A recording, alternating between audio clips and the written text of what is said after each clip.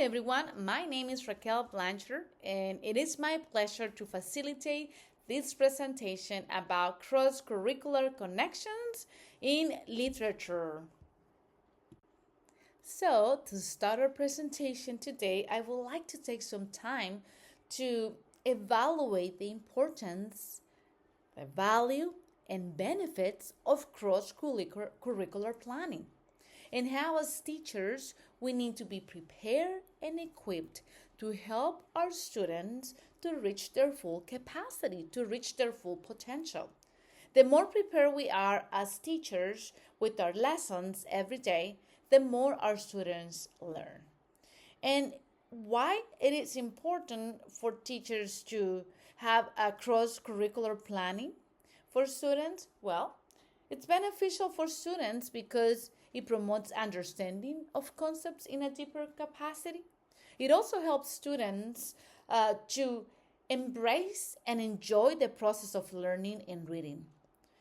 It makes it more exciting where the information is relevant for them. And of course, it fosters critical thinking skills in each student.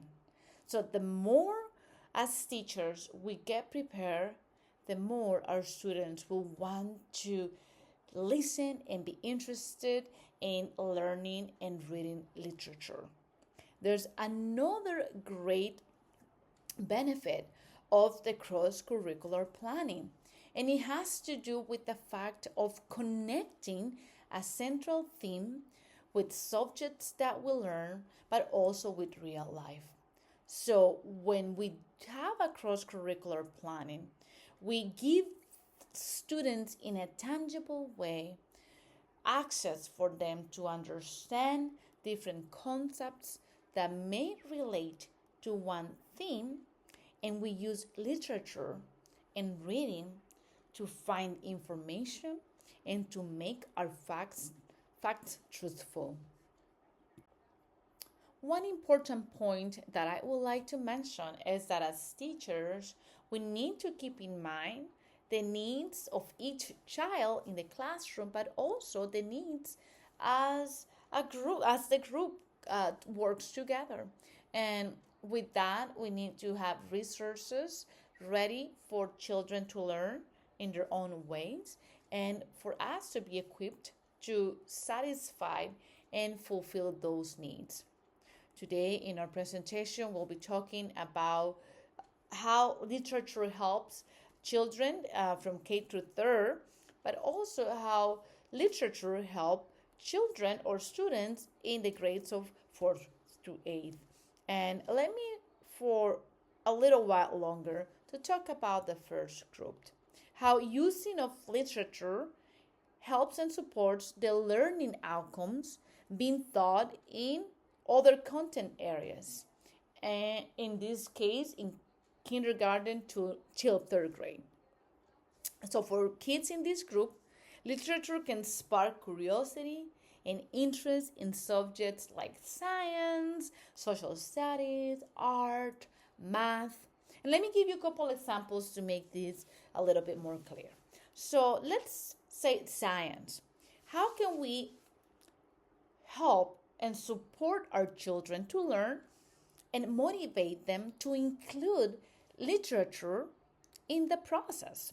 Well, let's say in science, we are reading a story about butterflies, the metamorphosis process, and then after reading that book, we move into a science project where students can observe throughout a few days the transformation that a caterpillar goes through from beginning to end until it becomes a butterfly.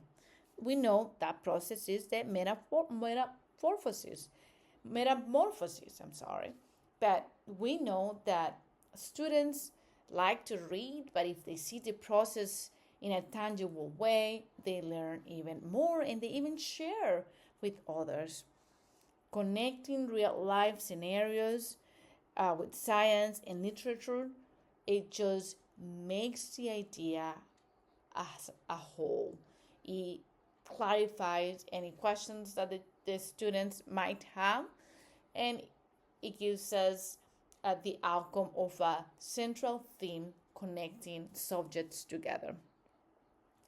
Another quick example could be that in social studies, for example, kids in kindergarten up to third grade, they can read a book and see a book with pictures about different events happening in society and history.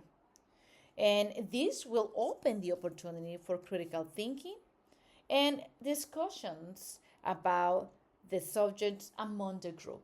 How the teacher can use this time to open up conversations about what kids are understanding from that book and how they picture that in their homes, maybe, or their neighborhoods, or wherever they go. So it is important, once again, that we connect the literature and we give the students the option to explore how they can connect these concepts to real life.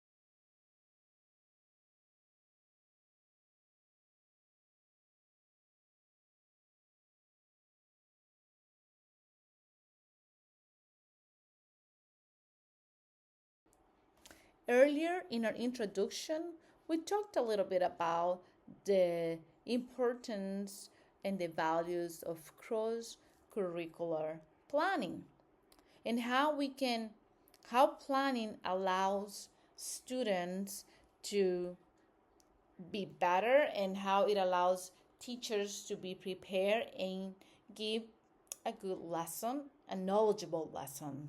So in K through third grade, the cross curricular planning pays attention on a central theme that can be used in all subjects, and we gave you some examples earlier. In fourth to eighth grades, the idea of crossing and connecting curricular planning focuses on project based learning and correlates activities among students.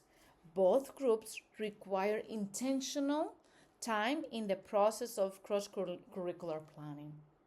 The teacher needs to make sure that has everything, all the activities, the resources, the knowledge to help each group to reach their potential capacity about literature, learning, and how literature helps them. And it's the foundation for them to learn about all the concepts around our lives. And as much as I love talking to you about the benefits of cross curricular planning, it is important that we keep in mind that challenges will arise in the process, will surface in the process of planning. And how can we prepare? How can we prepare to move on or move forward from the obstacles that we may encounter? And in K through third grade, some teachers might find difficult to connect all the different subjects to a central theme. So, because it requires intentionality when it comes to investigation, when it comes to research, but there are resources that the teacher has to get better and plan that lesson. Another challenge that it can be found is that it could appear as the teacher doesn't have the resources to convey the central theme to a diverse group. And this is where I want to stop for just a few minutes. The teacher may have the best intentions to teach all the students about a cohesive theme. But what happens sometimes is that because the group is so diverse and the group has so many different needs, it could be difficult for that teacher to send and convey the same message to each student, fulfilling each need. So it's important just to note that if we get to that point, we ask for help to somebody that can come and give us advice and mentor us. Just reaching out and asking a colleague what are some benefits or some resources that we could use as teachers to help reach out to all the students. It's a great way to move forward instead of just getting stuck or just not doing the activity or not using cross-curricular planning due to the challenge.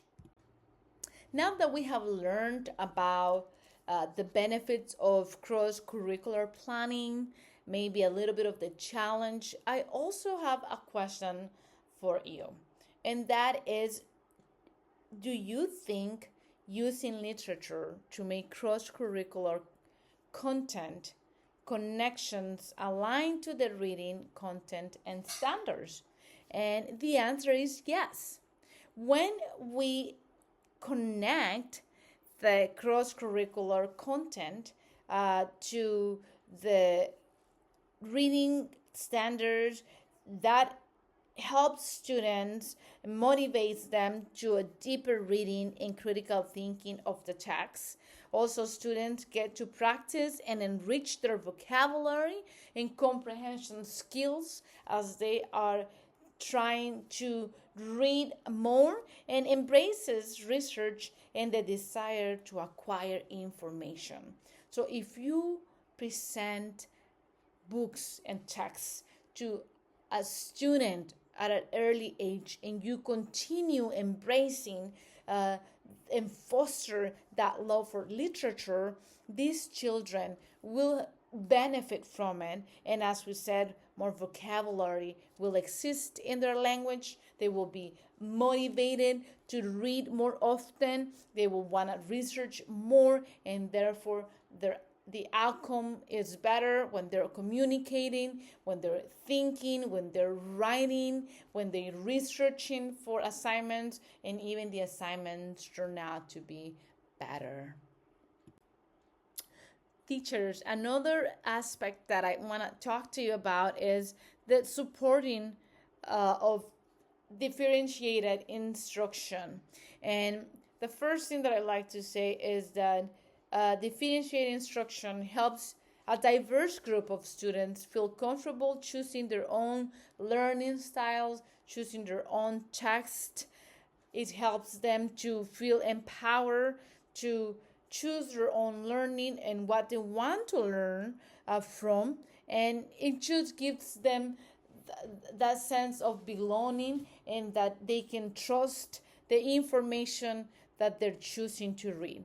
For example, a student who has experienced generational racism in his family, for example, might look for history texts that acknowledge events in the past with this subject and feel empowered to write about the subject and speak about the subject with other students and in conversations with teachers and adults. He helps students with their communication skills and vocabulary and allows them to express their own ideas, which is a wonderful outcome. When children are able to understand the concepts from a book and being able to speak out and literally communicate what they just read in their own words, in their own ideas, but conveying the message, we can say that we have accomplished our goal.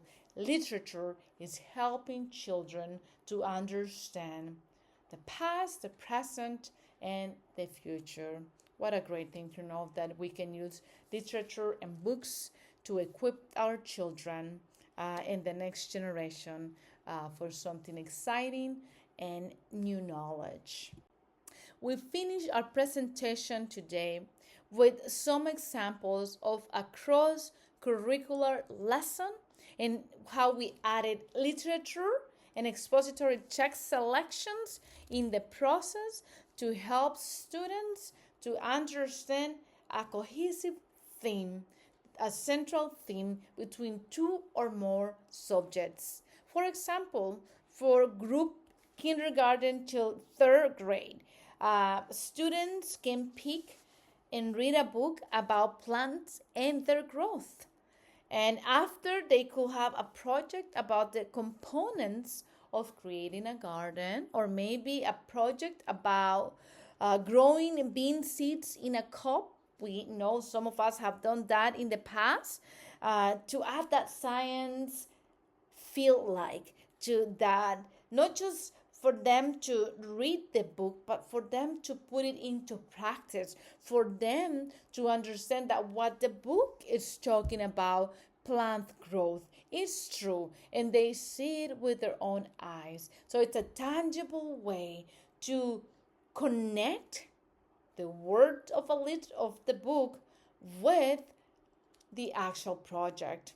For students in 4th to 8th grade, we can choose maybe to read a book about Newton's first law of motions. Here, what we can do is where math meets science and science meets literature. So once again, we continue with the cohesive theme where we're connecting different subjects and making it tangible for students. So what we can do is have students create a chart including Newton's first law definition, adding vocabulary about the subject, have students also solve a couple of math problems using the Newton's first law, and then lastly, have them research about diagrams on this law to help students understand all the concepts together. So